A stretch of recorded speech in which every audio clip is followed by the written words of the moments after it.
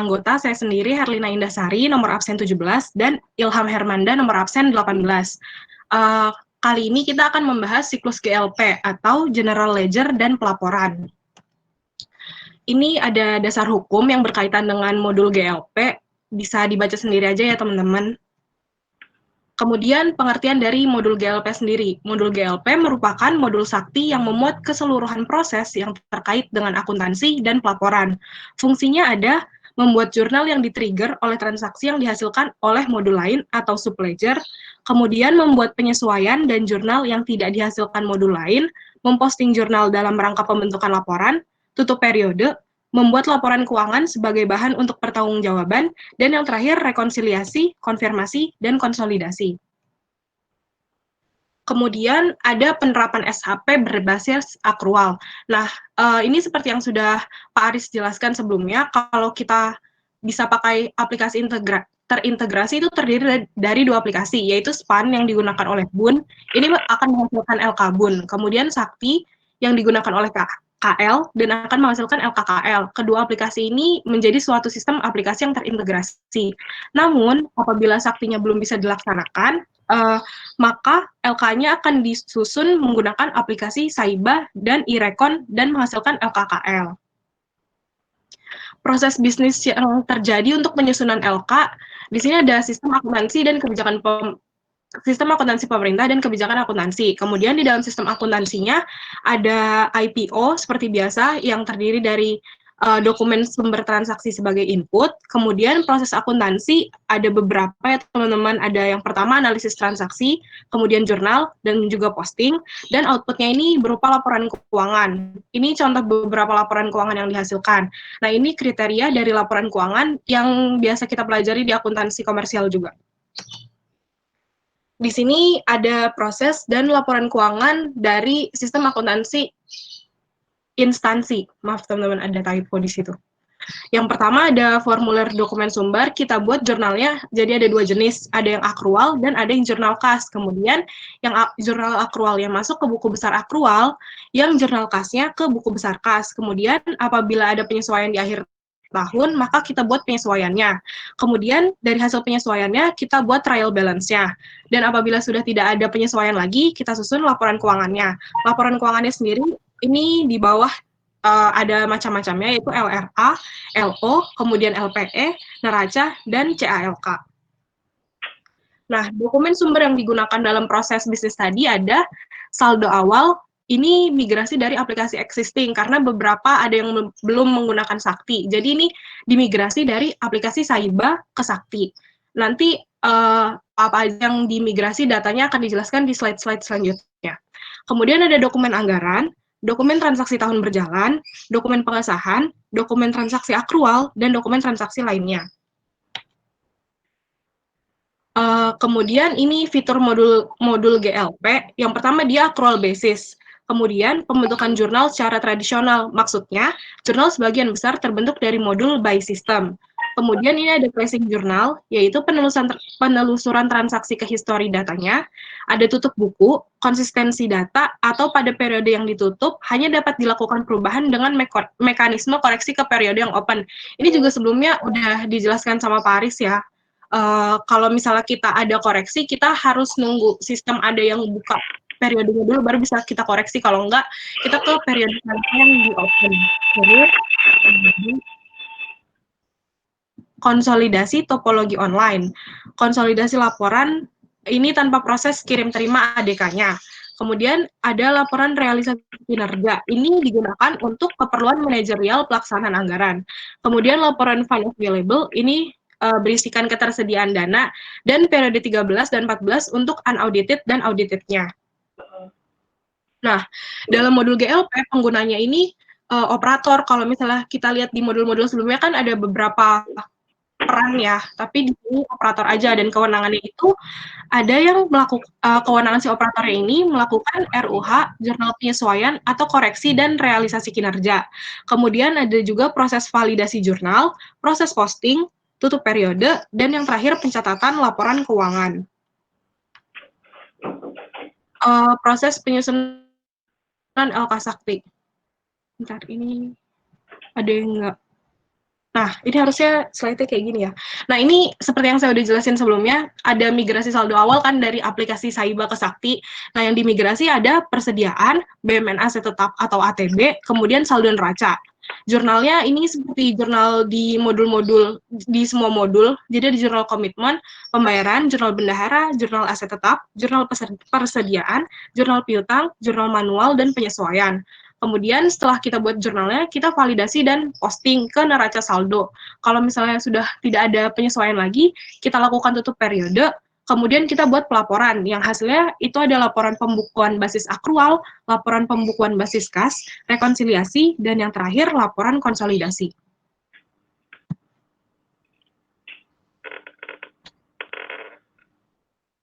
Nah, di sini ada perbedaan dari buku besar kas dan buku besar akrual. Yang pertama, buku besar kasnya, dia mencatat transaksi realisasi anggaran seperti estimasi pendapatan yang dialokasikan, allotment belanja, realisasi pendapatan LRA, realisasi belanja, pengembalian pendapatan LRA, dan pengembalian belanja. Sedangkan untuk buku besar akrual, transaksi yang dicatatnya itu seperti realisasi pendapatan LO, realisasi beban, kas di bendahara pengeluaran, kas di bendahara penerimaan, penyusutan dan amortisasi, penyesuaian lainnya, dan reklasifikasi aset. Kalau contoh dari Pak Aris ini misalnya reklasifikasi aset kayak yang misalnya dari aset lainnya dikembalikan ke aset tetap atau sebaliknya dari aset tetap jadi aset lainnya. Kemudian di buku besar kas, ini dia menggunakan jurnal standar kas yang selama ini telah digunakan pada basis cash to accrual. Terus yang buku besar akrual, dia menggunakan jurnal akrual sesuai dengan siklus akuntansi. Buku besar kas yang terakhir, dia menghasilkan laporan realisasi anggaran atau LRA, sedangkan buku besar akrual, laporan yang dihasilkan itu ada LO, LPE, dan neraca. Nah, kaitannya dengan aplikasi existing. Jadi karena beberapa instansi belum semuanya pakai aplikasi terintegrasi Saktinya, jadi kan masih ada yang pakai Saiba, makanya kita harus migrasi data dari Saiba ke Sakti. Jadi saldo yang ada di Saiba itu akan jadi saldo awal di Saktinya. Kemudian ini keterkaitan modul GLP dengan modul-modul yang lain. Kalau dilihat di sini panahnya ada yang satu arah, ada yang dua arah ya. Penjelasannya itu di sini. Yang pertama, kaitan modul GLP dengan modul administrasi. Di sini, modul administrasi menyediakan user ID, konfigurasi sistem, referensi penandatanganan, dan referensi peta jurnal untuk digunakan di modul GLP. Kemudian, kalau kaitan modul GLP dengan modul anggaran, di sini modul anggaran memberikan data COA-DIPA-nya, kemudian GLP memberikan LRA-nya. Kaitan modul GLP dengan modul bendahara. Di sini modul bendahara memberikan trigger jurnal bendahara seperti kwitansi, SSBB, SSPB, SBS, pungut, dan setor pajak. Nah, dari GLP-nya ini menyediakan laporan fund availability, closing flag, dan laporan keuangan. Kalau kaitan modul GLP dengan modul komitmen di sini memberikan trigger jurnal komitmen, misalnya dari pencatatan BAST. Kemudian dari GLP, ini sama seperti sebelumnya, dia memberikan data tentang fund availability, closing flag, dan laporan keuangan. Di sini ada kaitan GLP dengan pembayaran. Dengan modul pembayaran. Di sini modul pembayarannya memberikan data berupa trigger jurnal pembayaran seperti SPP dan SP2D. Kemudian modul GLP-nya masih sama seperti yang tadi, memberikan dana fund availability, closing flag, dan LK ke modul pembayaran. Kemudian kaitan modul GLP dengan modul persediaan. Kalau modul persediaan di sini memberikan trigger jurnal persediaan dan modul GLP-nya memberikan data berupa closing flag dan laporan keuangan. Kalau kaitannya dengan aset tetap, di sini modul aset tetap memberikan trigger jurnal aset tetap berupa perolehan, perubahan, dan penghapusan aset tetap. Modul GLP memberikan data berupa closing flag dan LK ke modul aset tetap. Kalau dengan piutang atau account receivable, di sini modul account receivable-nya memberikan trigger jurnal piutang seperti saldo awal, piutang TAB, matching setoran, atau potongan SPM. Kemudian modul GLP-nya memberikan data berupa closing flag dan LK. Selanjutnya ada jurnal Sakti. Nah, di aplikasi Sakti sendiri ini ada dua ledger yang digunakan, yaitu accrual ledger sama cash ledger. Ini sebenarnya mirip-mirip sama penjelasan yang sebelumnya. Kalau accrual ledger ini digunakan untuk membukukan transaksi yang berbasis accrual. Terus jurnalnya dilakukan pada setiap titik pengakuan accrual. Dan untuk mendukung pelaporan berbasis accrual yang digunakan di laporan keuangan seperti neraca, LO, dan LPE. Kemudian pendekatan yang digunakan itu adalah do to atau do from, yaitu ditagihkan kepada atau diterima dari entitas lain. Nah, sedangkan kalau yang cash ledger, dia digunakan untuk membukukan transaksi berbasis kas. Bukan, enggak. Terus selanjutnya, jurnal dilakukan pada saat terjadi kas masuk atau keluar dari BUN. Dan untuk mendukung pelaporan yang berbasis kas, contohnya laporan realisasi anggaran. Kemudian pendekatan yang digunakan itu do to atau do from, di sini ditagihkan kepada atau diterima dari entitas lain, terutama terkait pembayaran atau penerimaan BUN. Karena ini kan berbasis kas ya. Nah, selanjutnya kebijakan akuntansi modul GLP akan dilanjutkan oleh Ilham. Baiklah, yang selanjutnya itu kebijakan akuntansi modul GLP. Jadi selain dua ledger tersebut yaitu accrual dan kas, Sakti menerapkan ledger single entry untuk mencatat transaksi, jurnal anggaran, komitmen, dan subledger bendahara. Next.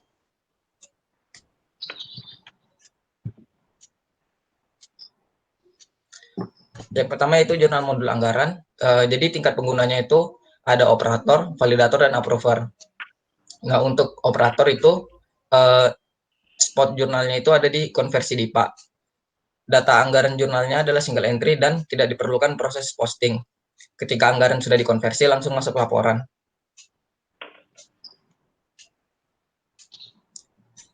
Yang selanjutnya itu jurnal modul bendahara. Tingkat penggunanya ada bendahara pengeluaran, bendahara penerimaan, dan transaksi bendahara. Kemudian itu bendahara pengeluaran, spot jurnalnya itu ada pada saat kwitansi, PNBP non fungsional, dan dana titipan.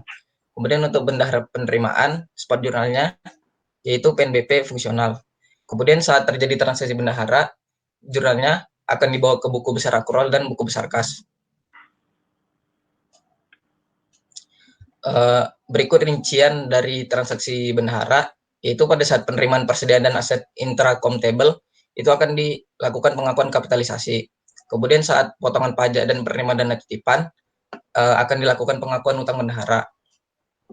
Selanjutnya saat setoran pajak dan pembayaran atau pengembalian dana titipan, akan dilakukan penghapusan utang bendahara.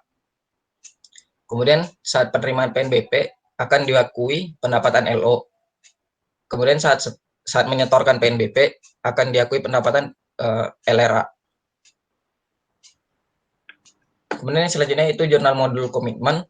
Tingkat penggunanya ada operator dan approver atau PPK. Pada operator, spot jurnal itu di BAST.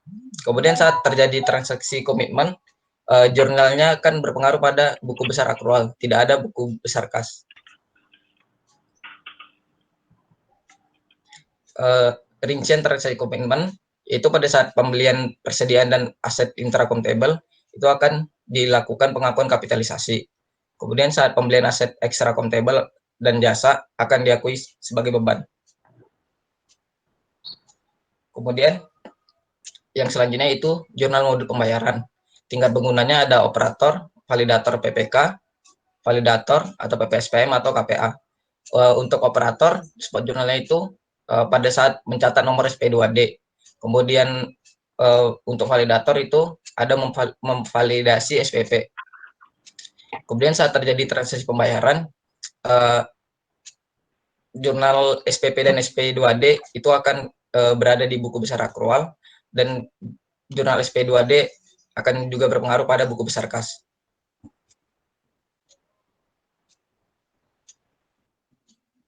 Next.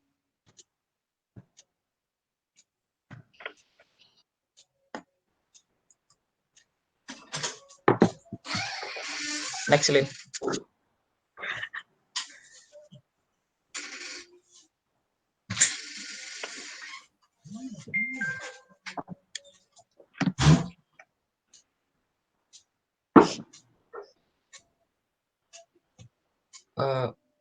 Nggak kelihatan nih.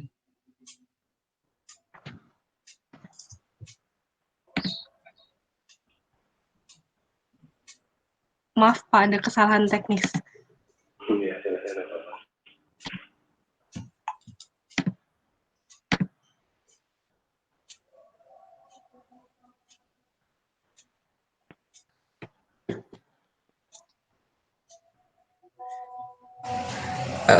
Baiklah, yang selanjutnya yaitu rincian dari transaksi pembayaran, yaitu saat validasi SPP oleh PPK, itu akan diakui belanja yang masih harus dibayar. Kemudian saat pencatatan nomor SP2D oleh operator, penghapusan belanja akan dilakukan penghapusan belanja yang masih harus dibayar pada buku besar akrual, kemudian pengakuan belanja pada buku besar kas. Next.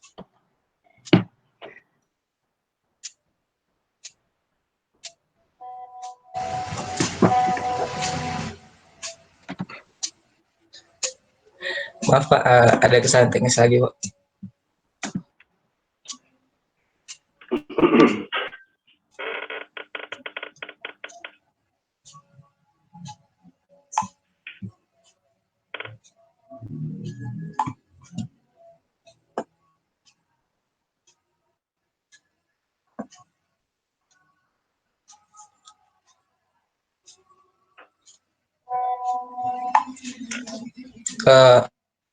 Yang selanjutnya itu jurnal modul persediaan. Untuk tingkat penggunanya itu ada operator dan approver. Nah, pada approver ini, spot jurnalnya itu pada saat perolehan, pemakaian, dan penghapusan persediaan. Pada saat terjadi transaksi persediaan, ini jurnalnya akan berpengaruh pada buku besar akrual, tidak ada buku besar kas. Kemudian untuk rincian dari transaksi persediaan, yaitu pada saat persetujuan oleh approver, akan diakui persediaan dan atau penghapusan persediaan belum terregister. Kemudian saat persetujuan oleh approver juga akan diakui persediaan dan pengakuan beban. Next. Yang selanjutnya itu jurnal modul aset. Tingkat penggunanya ada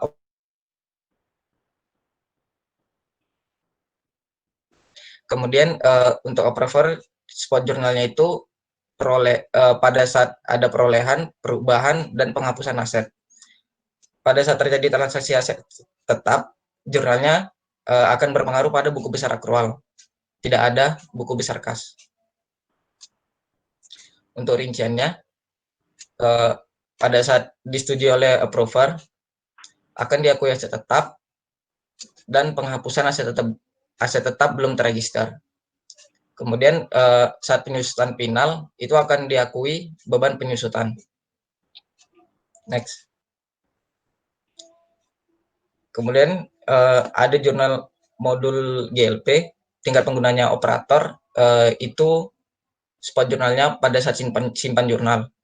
Kemudian ada jurnal umum dan jurnal penyesuaian, yang mana kedua ini akan berpengaruh pada buku besar akrual dan buku besar kas. Berikut adalah ilustrasi jurnalnya.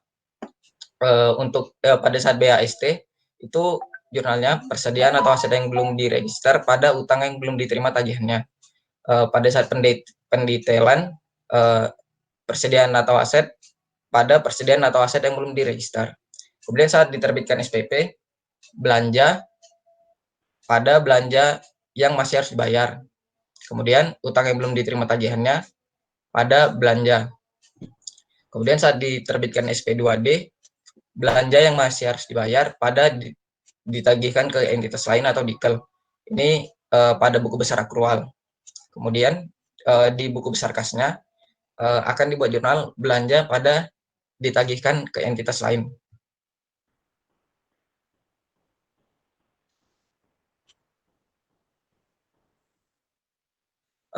Kemudian tutup buku. Fungsi tutup buku ini yang pertama membatasi agar modul tidak bisa menambah transaksi atau jurnal baru untuk periode yang sudah ditutup. Kemudian yang kedua untuk mengirim nilai saldo akhir neraca percobaan periode yang ditutup ke neraca percobaan periode berikutnya sebagai saldo awal. Untuk syarat tutup buku itu ada dua.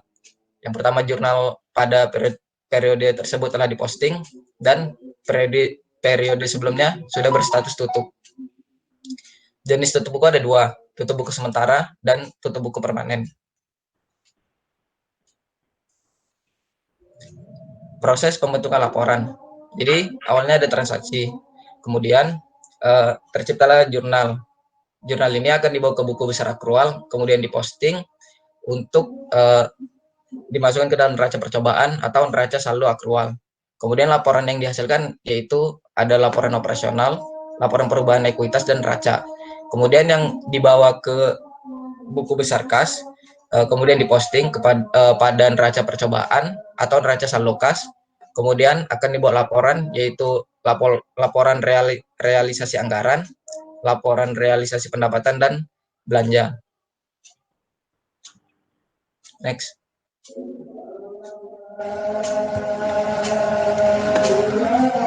Pelaporan lainnya, laporan rekonsiliasi neraca dengan subledger. Jadi ini membandingkan saldo subledger di neraca dengan saldo subledger di modul masing-masing. Contohnya itu ada aset tetap, persediaan, dan bendahara. Kemudian ada laporan kinerja Satker, yaitu menyajikan besaran pagu DIPA serta besaran pagu yang sudah diserap atau direalisasikan berdasarkan program, kegiatan, dan output.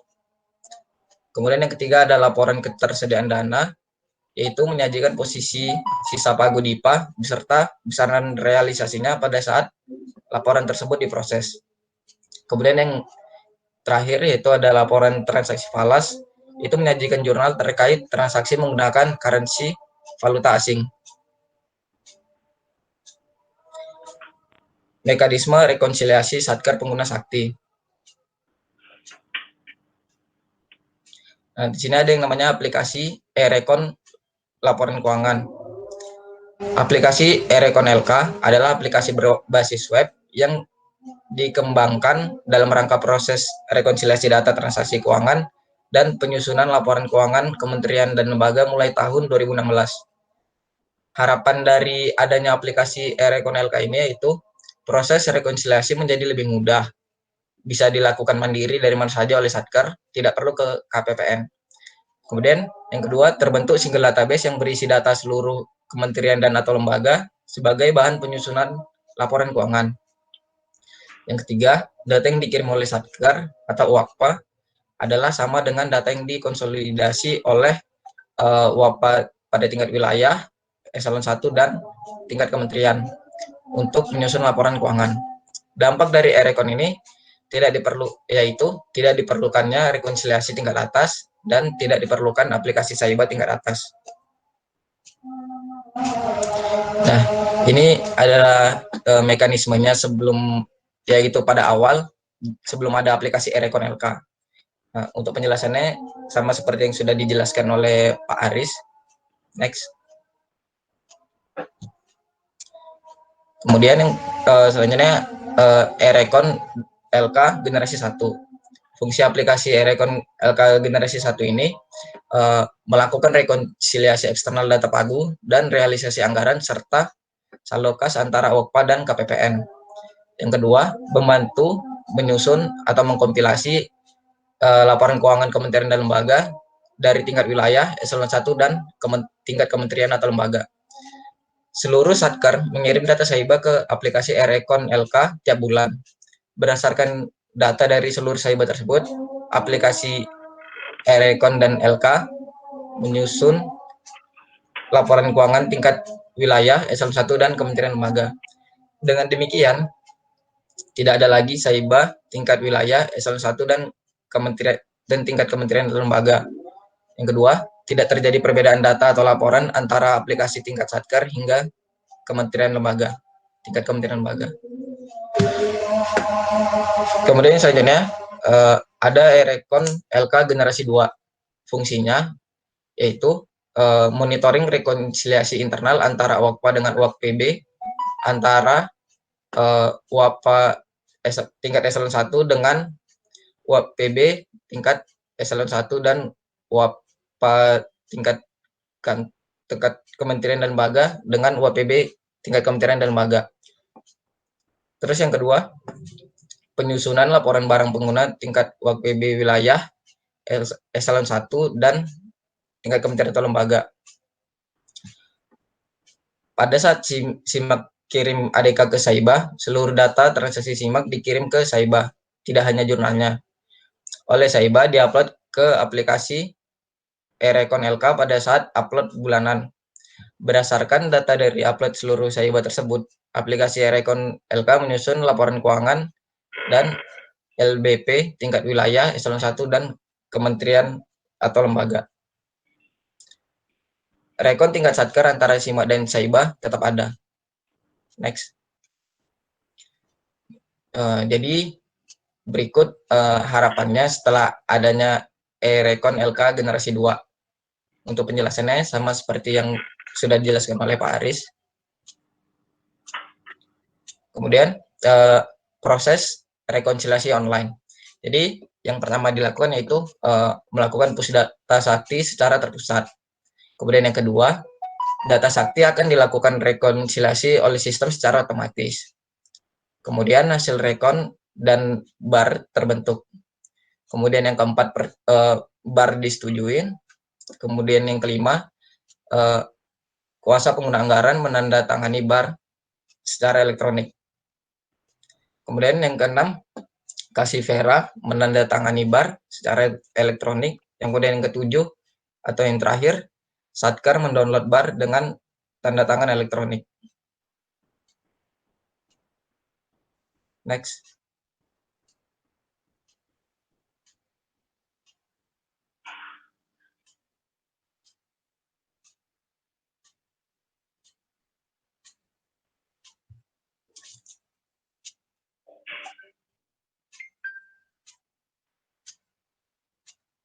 Maaf Pak, ada kesalahan teknis Pak.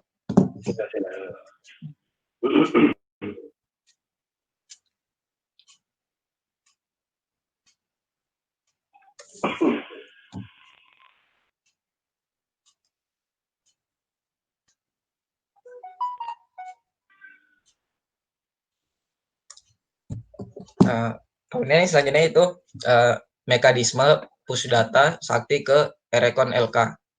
Pusdata dilakukan terhadap data saldo awal dan data tahun anggaran berjalan.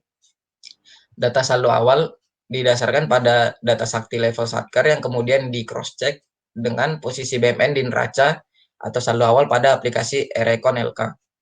Data sakti akan diproses oleh aplikasi Erekon LK mengikuti aturan atau kebijakan rekonsiliasi. Yang pertama, periode rekonsiliasi sudah dibuka. Yang kedua, status rekonsiliasi belum sampai menunggu tanda tangan Kasivera. Yang kemudian yang ketiga, apabila ada perbaikan atau perubahan data, setelah status tanda tangan Kasivera atau bar siap download, Satker harus melakukan permintaan reset bar dan data akan di-push ulang.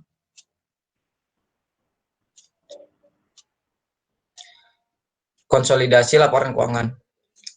Konsolidasi laporan keuangan di tingkat wilayah, tingkat eselon 1 dan tingkat kementerian saat ini menggunakan aplikasi Erekon LK karena belum semua satker Kementerian Keuangan menggunakan Sakti. Saat ini laporan keuangan konsolidasi tingkat wilayah dan eselon 1 juga bisa dihasilkan dari Sakti. Otomatis ketika satker melakukan proses posting dan tutup periode. Sekian pemaparan materi modul GLP dari kami. Apabila ada pertanyaan dipersilahkan.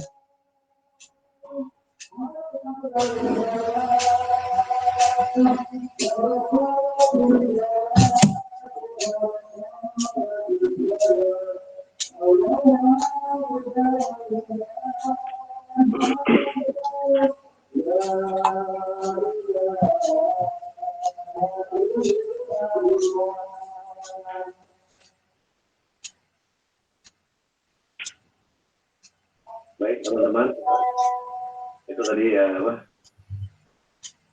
presentasi ya dari kelompok 10. Kalau yang mau tanyakan silakan atau didiskusikan, saya mendengarkan ya.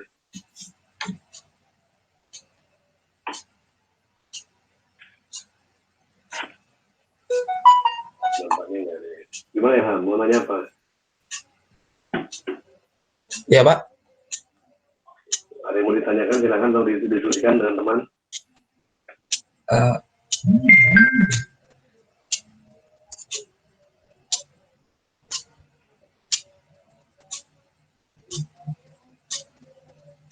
Oke, Tarif. Oke, baik, terima kasih Pak. Saya Sadran Putra, absen 27. Saya ingin bertanya ke Ilham dan Alim ya yang presentasi. Sebelumnya tapi terima kasih dulu Ilham dan Alim, presentasi sudah sangat bagus. Tepuk tangan untuk Alim dan Ilham. Kalau bisa. Terus begini, Ilham dan Alim, beberapa waktu yang lalu kita mendengar ada usul dari ekonom Rizal Ramli mengatakan bahwa sebaiknya laporan keuangan pemerintah daerah itu dimuat di surat kabar untuk transparansi. Nah, bagaimana pandangan Ilham dan Alin? Apakah setuju atau tidak atau seperti apa? Terima kasih.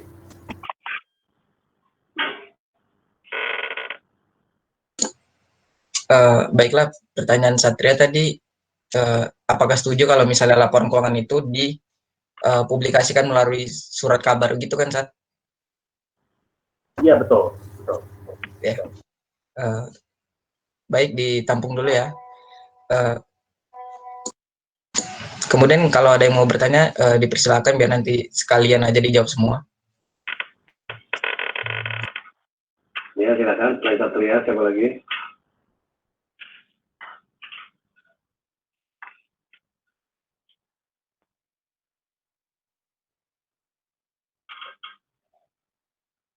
Baik ya, kalau nggak ada, saya coba sambil menunggu kalau mau tadi ya. Apa namanya? Sebetulnya itu ide bagus ya. Ide bagus, dalam rangka ada undang-undang KIP ya, keterbukaan informasi publik namanya ya. Ini sebagai contoh waktu itu DKI sebagai pilot projectnya itu. Pilot projectnya bahwa waktu dia buat usulan APBD itu sebenarnya udah diupload ya di portalnya Pemda DKI itu. Udah diupload.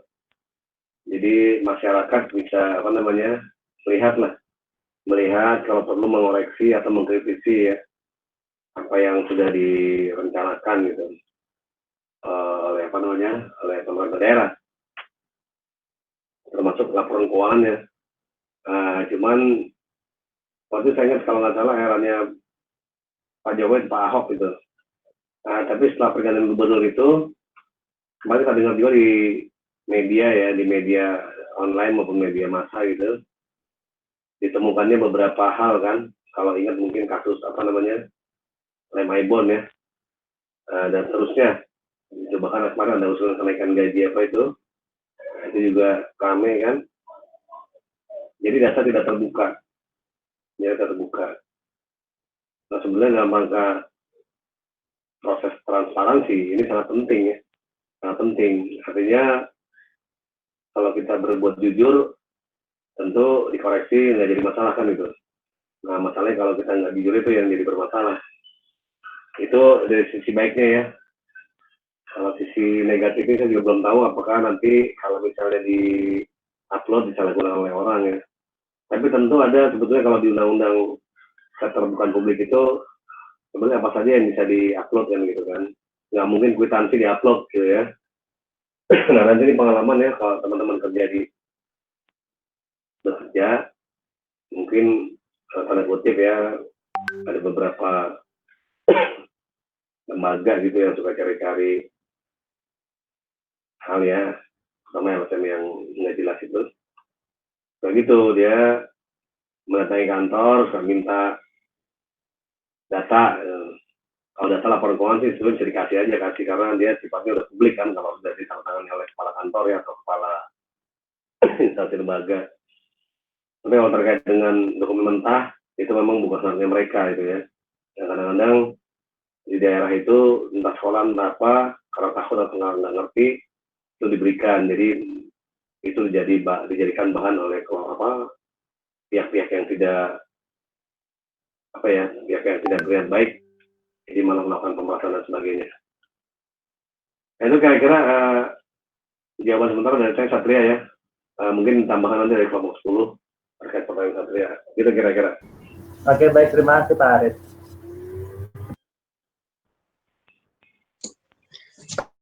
Baiklah, saya akan menjawab pertanyaan dari Satria. Untuk ditanya setuju atau tidak, menurut kelompok kami setuju untuk transparansi laporan keuangan itu dipublikasikan, karena dengan adanya transparansi tersebut, masyarakat yang awalnya tidak terlalu concern atau peduli dengan bagaimana keuangan itu dikelola. Jadi dengan adanya publikasi ini, masyarakat akan mulai peduli gitu dan concern sama gimana sih keuangan ini dikelola oleh pemerintah. Kemudian masyarakat juga bisa ikut mengawasi gitu, mengawasi bagaimana uang-uang tersebut. Selain itu, menurut kelompok kami, hal laporan keuangan tersebut dipublikasikan itu merupakan suatu langkah yang cukup baik, karena tidak akan karena akan menyebabkan kurangnya kecurigaan masyarakat terhadap pemerintah itu sendiri. Jadi kalau misalnya laporan keuangannya terbuka, jadi masyarakat perlahan mulai percaya gitu kalau uang yang hasil dari pajak mereka ini dikelola dengan baik.